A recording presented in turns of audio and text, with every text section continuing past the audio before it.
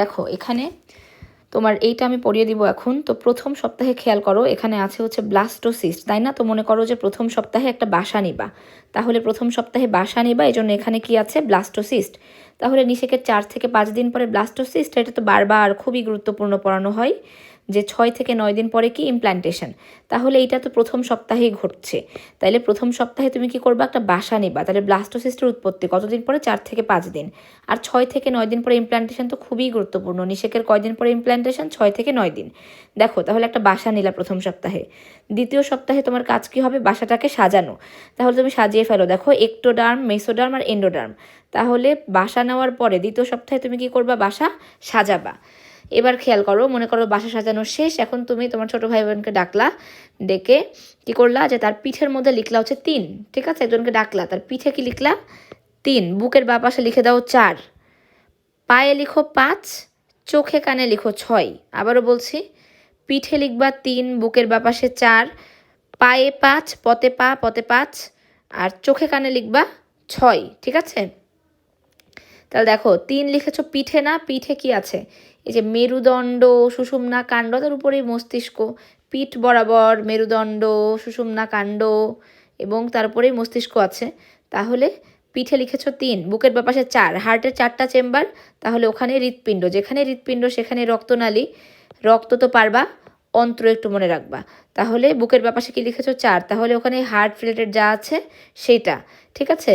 আর umbilical cord, এটা important, মাথায় রেখো যে আম্বিলিকাল কর্ড খুবই গুরুত্বপূর্ণ আমাদের জন্য। যেমন হার্ট গুরুত্বপূর্ণ, হার্টের সাথেই আছে আম্বিলিকাল কর্ড, এটা মনে রাখবা, ঠিক আছে? যেখানে হার্ট চতুর্থ সপ্তাহে, ওখানে কি আছে? Umbilical cord. এবার দেখো পঞ্চম সপ্তাহ, তো পতে পঞ্চম, পতে পদ 20, তার মানে হাত পা তৈরি হবে। বলেছিলাম পায়ে লিখবা যে 5। আচ্ছা এখন খেয়াল করো, আমাদের ক্রেনিয়াল নার্ভ 7 নাম্বারটার নাম কি? ফেসিয়াল না?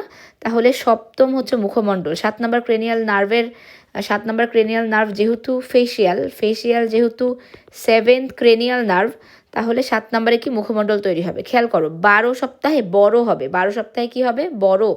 তাহলে দেখো এখানে পরিণত ভ্রূণ হয়। পরিণত মানে বড় হওয়া, এবং জননাঙ্গটা কি হয়? সুগঠিত। তাহলে জননাঙ্গ যখন সুগঠিত, যখন পরিণত, সেটাই বড়, তাহলে 12 সপ্তাহে বড় হয়। এরপর চলে আসো হচ্ছে 20 সপ্তাহ। মনে রাখবা, তুমি যদি বিষ খাও তাহলে তুমি মরবা কি না, এটা তোমার হয় কপালে লেখা আছে অথবা যে হাতে লেখা আছে। কিভাবে জানতে পারবা তুমি মরবা কি না? বিষ খেলে তুমি মরবা কি না কোথায় লেখা? কপালে লেখা, হাতে লেখা। কপাল, তাহলে ভ্রু আর অক্ষিপক্ষ মনে রাখো, আর হাতের আঙুলের রেখার বিকাশ, হ্যাঁ, হাত দেখে বলে দেওয়া যাবে বা কপালে তোমার আছে কিনা। তাহলে ভ্রু, অক্ষিপক্ষ এবং হাতের আঙুলের রেখার বিকাশ। চতে 24 সপ্তাহ, চতে মনে রাখবা চোখের পাতা খুলতে পারে। চতে 24, চতে চোখের পাতা খুলতে পারে। আচ্ছা 26শে মার্চ আমাদের স্বাধীনতা দিবস, তাই দিনই সম্ভাবনা অনেক বেশি। এবং দেখো অপ্রাপ্তকালে জন্মগ্রহণ করলেও বেঁচে থাকবে, কারণ স্বাধীন হয়ে গেল না, তাই অপ্রাপ্তকালে জন্মগ্রহণ করলেও বেঁচে থাকবে, ঠিক আছে? সম্ভাবনা 26শে মার্চ, স্বাধীনতা, এটা দিয়ে মনে রাখবা। এখন দেখো আছে 28, 30, 38, তাই না? 28, 30, 38। তাহলে 28-এ তুমি মনে রাখবা, দেখো কোথাও তুমি যদি, যেহেতু বাচ্চাটা বের হবে, তাই না? তাহলে কোথাও বের হওয়ার জন্য সকালে তুমি আগে ওয়াশরুমে যাও, তাহলে মূত্রত্যাগ আগে, তারপরে প্রস্তুত হও, জন্মের জন্য প্রস্তুত। আর তুমি এটুকু মনে রাখতে হবে যে 38 সপ্তাহে 9 মাসে শিশু জন্মগ্রহণ করে। এখন কিভাবে? তুমি বলবা যে আপু সব তো বুঝলাম, এখন সপ্তাহ একটু উল্টাপাল্টা হয়ে যেতে পারে। তো একটু খেয়াল করো, দেখো এখানে কি আছে। আমরা এটা তো বারবার প্রথম সপ্তাহে বাসা বললাম, যে তারপরে বাসা সাজানো, দ্বিতীয় সপ্তাহে সাজানো, এরপরে তো বলে দিয়েছি তোমাদেরকে যে 3, 4, মানে একজন বাচ্চাকে ডেকে পিঠে লিখবা 3, বুকের বাপাশে 4, পায়ে 5, আর হচ্ছে চোখ কানে লিখবা 6। তাহলে এইটুকু তোমার হয়ে গেল। 7 ক্রেনিয়াল নার্ভ তো সপ্তম, কোনো অসুবিধা নেই। 12 সপ্তাহে কি হতে পারে? 12 সপ্তাহে বড় হয়, তাহলে 12তে বড়। তারপর তুমি বিষ খেলে মরবা কি না, এটা ডিপেন্ড করে কিসের উপরে? ডিপেন্ড করে হচ্ছে তোমার হয় কপালে লেখা, না হলে হাতের রেখা, তাই না? ভাগ্যে। তাহলে ভ্রু, অক্ষিপক্ষ, সাথে হচ্ছে হাতের রেখা। চতে 24, চতে চোখের পাতা। বললাম 26শে মার্চ স্বাধীনতা দিবস, তাই সম্ভাবনা ওই দিনে অপ্রাপ্ত হলেও সে জন্মগ্রহণ করে বেঁচে থাকবে। আর লাস্টে শুধু 28, 30, 38, পরপরটা মনে রাখবা, 28, 30, 38, ঠিক আছে? 28 আছে, 38 আছে, মাঝে আছে 30। 28, 30, 38, লাগে মূত্রত্যাগ, পরে প্রস্তুতি, তারপর 9 মাসে জন্মগ্রহণ। আচ্ছা এইটার কথাই খালি জিজ্ঞেস করেছো, আর আমি বলবো এই চ্যাপ্টারে এইটা অবশ্যই ভালো করে পারতে হবে। তো তোমরা এটা পারো, এইটার জন্য আমি যেটা বলবো যে তোমাদের টেলিগ্রামে যে নোট দেওয়া আছে ওটা একবার করে দেখবা।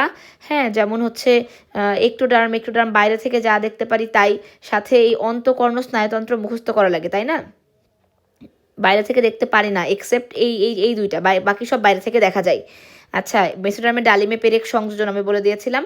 আচ্ছা, তোমাদের আমি বলি যে এই হচ্ছে বক্সটা টেলিগ্রামে আমি দিয়ে দিয়েছি। এইটা নিয়ে তোমাদের তেমন সমস্যা যতটুকু না আছে, এইটা তোমরা খুবই সমস্যায় পড়ে যাও।